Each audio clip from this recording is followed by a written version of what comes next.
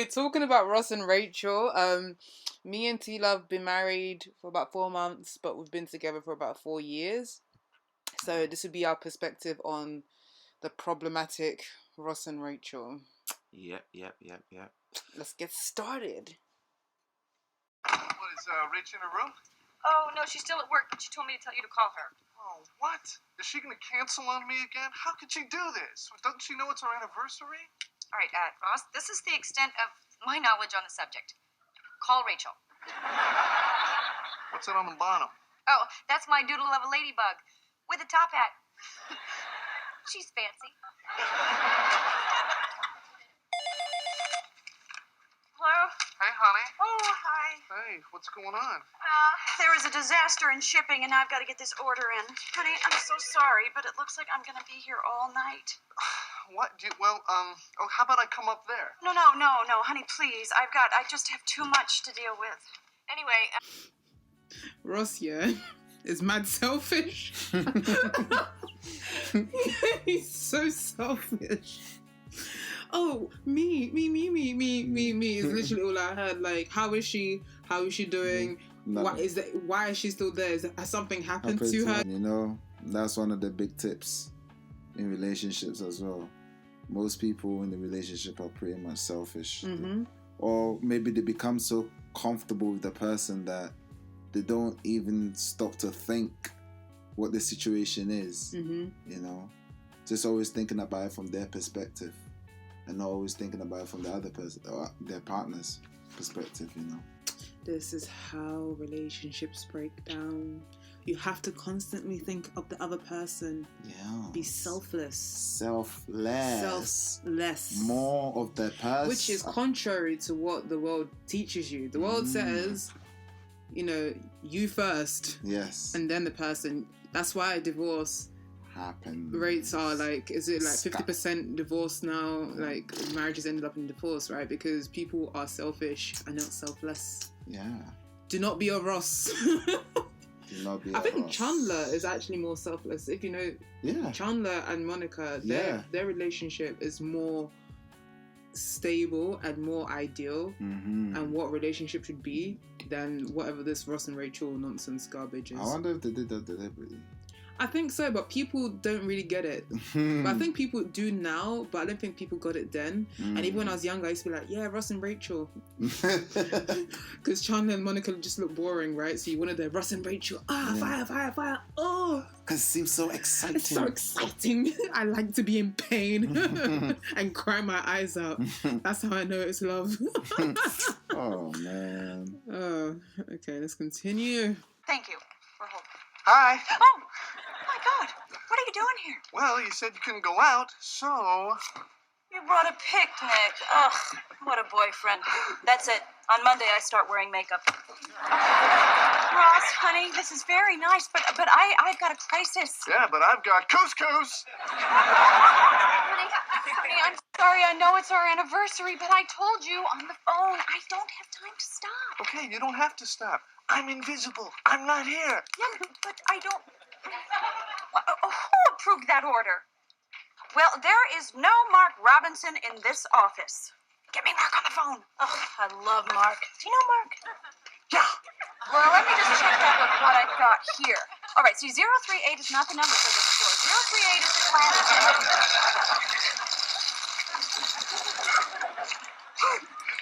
Pepper? None for me. Okay, sorry. Let's see.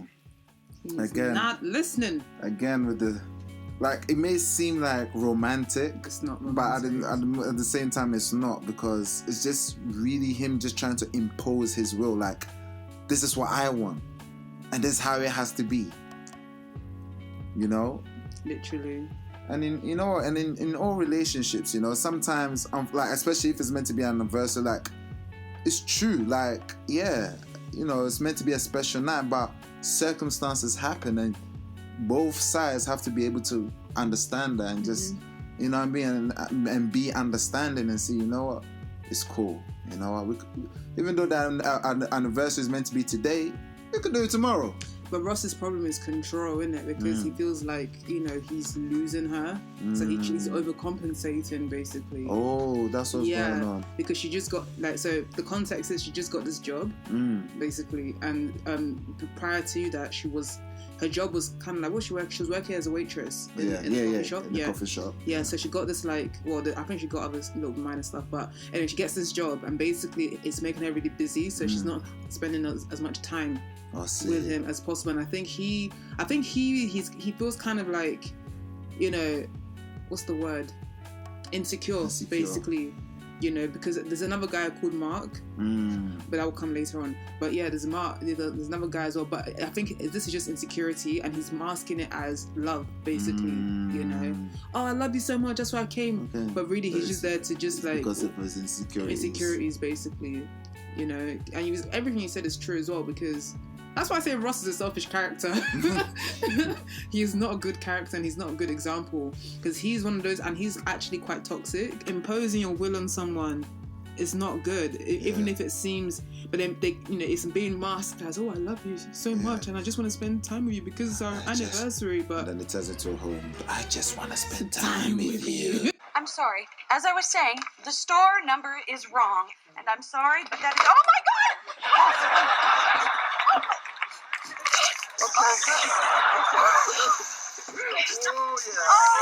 Excuse me, I'm sorry, I'm gonna have to call you back. I've got Shemp in my office. What are you doing? I'm sorry. But, hey, somebody's off the phone. How about a glass of wine by the fire? I get it going again. Ross, you're not listening to me. I don't have time to stop. Come on, Rach. You don't have, 10 minutes? I don't have 10 minutes. What, Sophie, does she have 10 minutes? Hey, Ross, I told you I don't. Don't yell at me, okay? This is the most I've seen you all week. Look, I cannot do this right now, okay? I've got a deadline. Would you just go home? I'll talk to you later. Yeah, but why? Goodbye.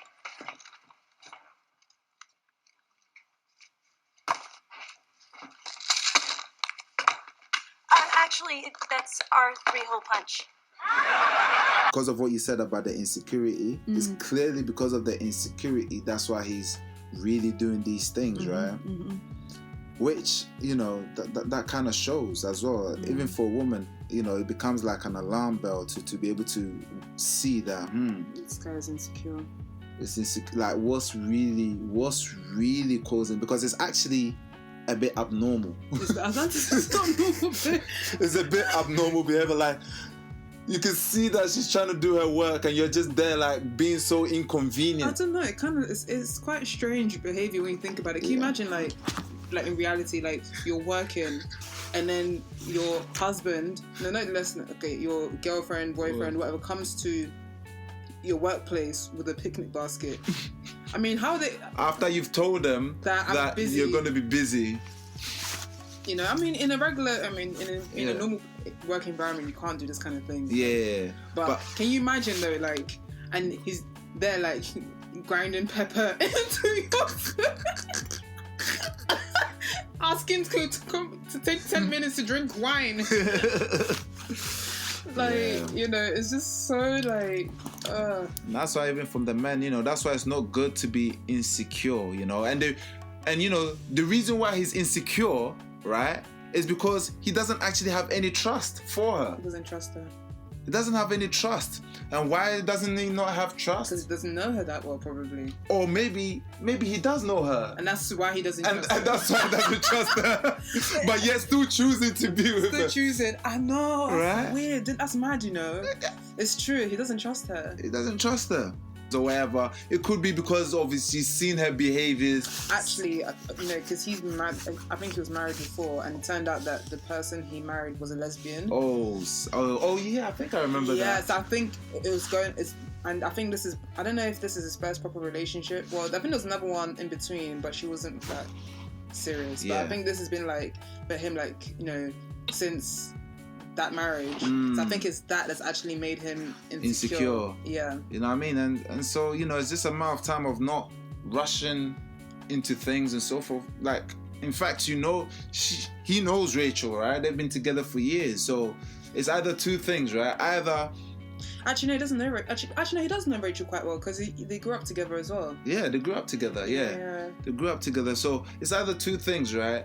Either he has witnessed like something. She's has known her, knows her behavior, knows her everything, knows that she's capable. Or he doesn't know her well enough to know if she's capable. Yes. Yeah. So it's one of those two. So either way, it boils down to getting to know the person and or making right decisions, right? Mm-hmm. Knowing that, okay, I can trust this person. Boom, I trust them. You have to make decisions. Yeah. People don't realize that when you're in relationships, you always have to make a decision, consciously or unconsciously. He hasn't made a conscious decision to actually trust her, and that's what's breeding the insecurity. As well. Point. He hasn't actually made that conscious. I'm going to trust you. Yeah. And because of that, that's why you're seeing this behavior. Because if someone, can you imagine, like, I'm at work and you come and you're doing all of this, I'll be like, what's wrong with you? Like, I'm good, I'll see you at home. No, why can't I haven't seen you. I must talk to you today, now. You know what, if it was me in Rachel's position, that would be the, you know what, I think we should be friends. Be friends. That will make it, I'll go home. I think we should just be friends. Oh, that line, oh my goodness, my nightmare. Nah, that's mad. Hi. Look, about what happened earlier. No, well, I completely understand. You were stressed. I was going to give you a chance to apologize to me. For what? For letting you throw me out of your office? You had no right coming down to my office, Ross. You do not bring a picnic basket to somebody's work. Unless maybe they were a park ranger.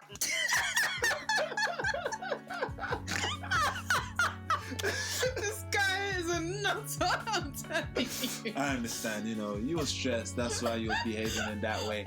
Not even taking any kind of recognition of himself, of what he did, of even, examining himself first. That's the thing. You examine yourself first, see that whether it was in a right or wrong, and so forth, and then you proceed from there, right? And it'll be clear for you to be able to notice that, actually, maybe I was a bit pushy. Maybe. Just maybe.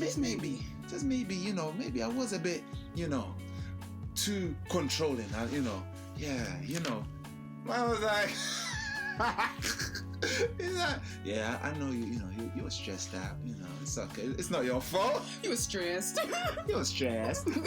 You should apologize because she communicated exactly what the issue was. Yeah. I'm busy. Don't come. When I come back home, we'll do a thing.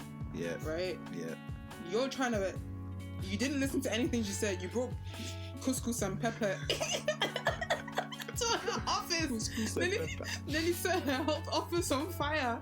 And then she comes back home. And then you're telling her that she's stressed. When you nearly set her office on fire. You're the stress, mate. You're the stress. Yeah, well, excuse me for wanting to be with my girlfriend on our anniversary. Boy, what an ass am I. But I told you I didn't have the time. Yeah, well, you never have the time. I mean, I don't feel like I even have a girlfriend anymore, Rachel. Ross, what do you want from me? You want me to quit my job so you can feel like you have a girlfriend? No, but it would be nice if you'd realize that it's just a job. Just a job? Yes. Ross, do you realize this is the first time in my life I'm doing something I actually care about? This is the first time in my life I'm doing something that I'm actually good at? I mean, if you don't get that... Oh, hey, I get that, okay? I get that big time, and I'm happy for you, but I'm tired of having a relationship with your answering machine, okay? I don't know what to do anymore. Well, neither do I. Is this about Mark? Oh, my God. Okay, it's not. Oh, my God. I cannot keep having the same... The real truth is coming out. No, it's coming out. It's insecurity. He doesn't trust her, bro. He doesn't trust her. Guys, if you're watching this, this is what you don't do, man. Don't do this. Don't do this, man. Don't go on your own assumptions and so forth. But imagine you nearly set fire to my office. You're coming to ask me if this is about another guy. Even the implications, it just tells you. You know how insulting that is. Yeah. You don't trust me. Like, that's the end of that. Fight over and over again, Ross. No You're making this too hard. Oh, I'm making this too hard. Okay, what do you want me to do? I don't know. Look, maybe we should just take a break. Okay, fine. You're right. Let's take a break. Let's cool off, okay? Let's get some frozen yogurt or something. No. A break from us. That went well. But it's understandable. It's understandable. And I think, that was a good decision, Rachel. Right, yeah. Take a break because he doesn't trust you. And honestly, for women as well, when you're seeing these flags, that's being... This is effectively, I think we should just be friends. Yeah. Exactly. Let's take a break. It's effectively say, you know what? I think we should just be friends. Just be friends. Think you have to be friends. No.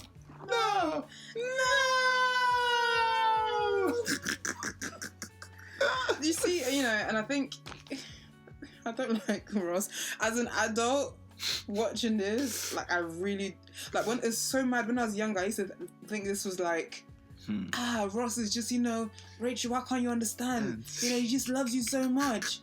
Rachel, man. Rachel, why don't you understand, man? Ross loves you. Look, he brought you couscous. Man.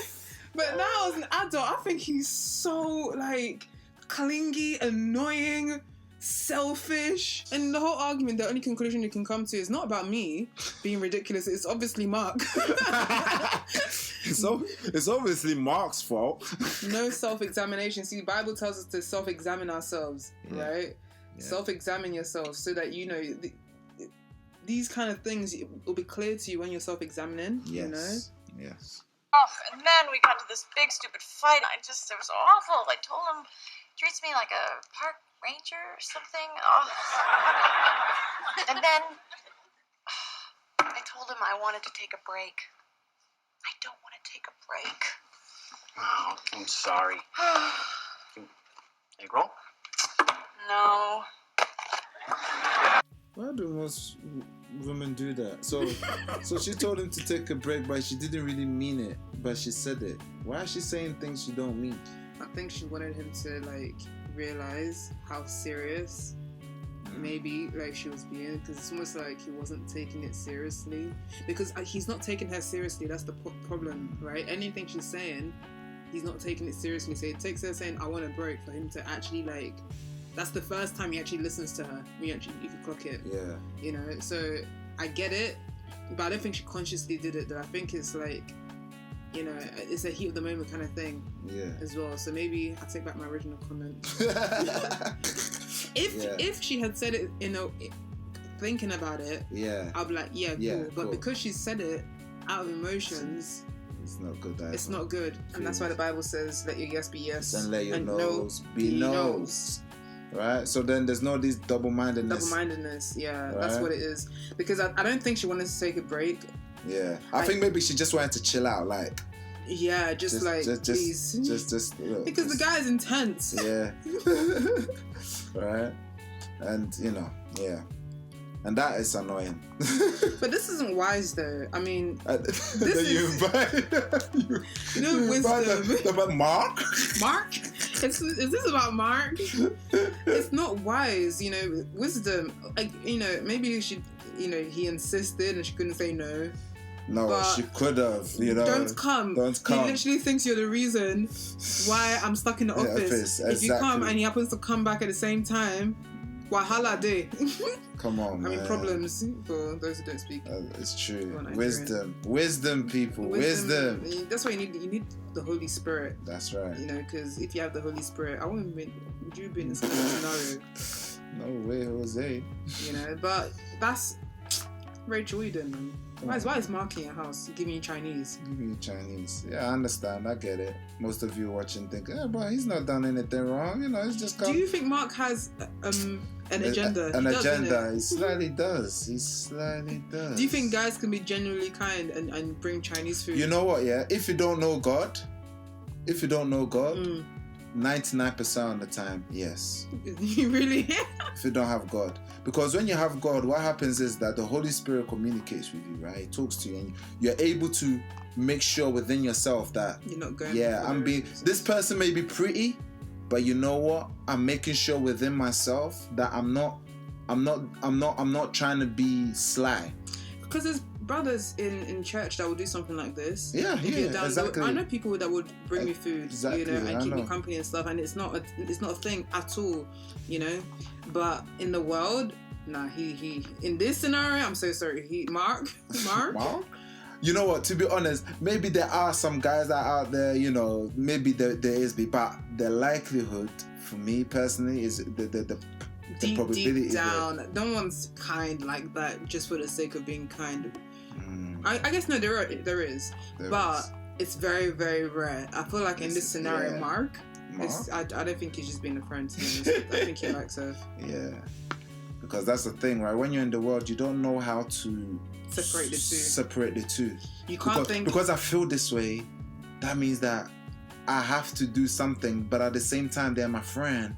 So really, I'm their friend, but really, I'm just lying to myself. I really want to be with them. Because you can be attracted to someone and make the decision that I'm not gonna do anything with them. I'm just gonna be there as friends, and that's fine. That's because you're making this decision. That's who effectively you are. Because you have experience in this matter. Oh, indeed, yes. I do. He has many beautiful friends. Okay. Beautiful friends, and I don't know. Yes, it's okay. Let's move on. Okay. He's talking from experience. Yeah, and it's only when you know yourself as a person that you're able to know that even though I may fancy this person or have a attraction for this person, I'm making the decision that I'm not going to act on those, that I'm going to actually be a friend to this person, and that's okay. That's you. Hello. Hi, it's me. Hi. Oh, I'm so glad you called. Really? I've been thinking this is crazy. I mean, don't you think we can work on this? Hey, what do you want to drink? Who's that? Nobody? Is it okay if I finish the apple juice? I can kind of see his point of view, right? But this is insecurity again, because he didn't actually listen to what she had to say. Because in his mind already, Mark is a problem, right? And he doesn't trust her. Yeah. So it doesn't really matter what she was going to say. He's already come to the conclusion that once I hear Mark, that's it. But I understand, like most people in the world as well, like, guys, what? Another guy in your household? What? I bet you watch. What? He's just gonna go and just do something silly. He's gonna do something silly because he's in his emotions. But I would say, if they're married, right? Again, because they're not married. Exactly. We keep talking. These people are not married. It's true. Exactly. You're not married. So technically, you know what I mean? As you said, she doesn't owe him anything. And I know in the world that might sound controversial, but from a Christian perspective, she really doesn't owe him anything. Yeah. Like at the end of the day, they're not married. Like I get it though. If you're in a relationship and you're looking to get married, obviously there should, there would be an element of exclusivity. And you wouldn't be seeing other people. But ultimately, she's not tied to you. Technically, right? Yeah. But even so, obviously she's made a commitment that she's going to be seeing you only. So again, she didn't use wisdom in this scenario at all. But he too, it's like he's not very good at listening. Yeah. And he's actually very emotional. Very. So emotional. A guy like this, oh my goodness, you would cannot get along. I've heard some females talk about men that are emotional. They say that. That's another thing. The world confuses emotion, like emotional, like men being emotional. This idea, like you can express emotion, but you shouldn't be acting on emotion. You're allowed to be angry, you're allowed to be sad, but when your actions is as a result of you being angry, you're saying things because you're angry. You're not sober-minded. That's unattractive. Yeah. Right. It's not about suppressing, but it's just choosing otherwise, and that's where the Holy Spirit comes in to help you, even in that anger, you're still able to decide, actually, no, I'm going to listen. Yeah. I'm still going to be patient and I'm still going to be kind. Yeah. Even though this person's making me want to put my head in an oven. You know, but another thing I was going to say, come back to my point, is if they're married and another guy, let's say like me and you had a fight, right? And you went out and then like guy you don't really know that well was in the house while she was gone. Consoling me, giving me Chinese food. It's like, what? That's mad, isn't it? So I can understand his point of view, like in his, especially in their mindset that, you know, it's almost equal to marriage. In a sense. I can get why he's like, what are you doing, man? Yeah.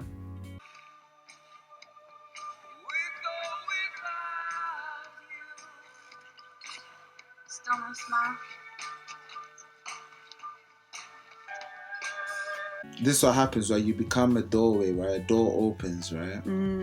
Because of your emotions and feelings, because you're, you know, dwelling in them. It becomes a doorway. It's literally a doorway. This is what you can literally call, like, this is literally what the devil looks like. Literally. You know? Yeah. Can you imagine if you're sober-minded, you'd be like, nah, because at the start, because remember, he's also drunk as well. This is why you don't get drunk. That's it. Right? Because before he was, drunk. Before he was drunk, he was able to say no. Right? Now he's weak because he's drunk, right? So he's not, I mean, he wasn't sober-minded when he came, but now he's physically not sober because he's drunk, literally, right? And so it's now hard for him to resist the temptation that the enemy, the devil, has brought to him. You know? This is literally what it looks like. And he fell straight. Even a Christian would fall in this. That's why Christians don't get drunk. You need to be sober so that the enemy cannot attack you. Also, wherever you feel like, whatever kind of like argument you may get into, wherever with your partner and so forth, squash it. You have to squash it as quickly as possible. Don't allow it to linger. Mm-hmm. Don't allow it to linger. Don't allow it to brood. Don't grumble. You know, be quick as possible to resolve it and or to let go of it. You know. Because then it becomes a doorway for the enemy to come. Because the enemy can use anybody. And in this case, he's using that woman. Anyways, that's kind of the end of the episode. Yeah, guys. We hope that you enjoyed what we had to say. And if you have any comments, anything that you want to share your points of views as well, or leave the comments down below. Please do leave a comment. And obviously, this is our take. This is from a Christian perspective. I hope you enjoyed and smash that subscribe button. What? It's okay. It's not by force. It's okay. Okay, bye. Bye.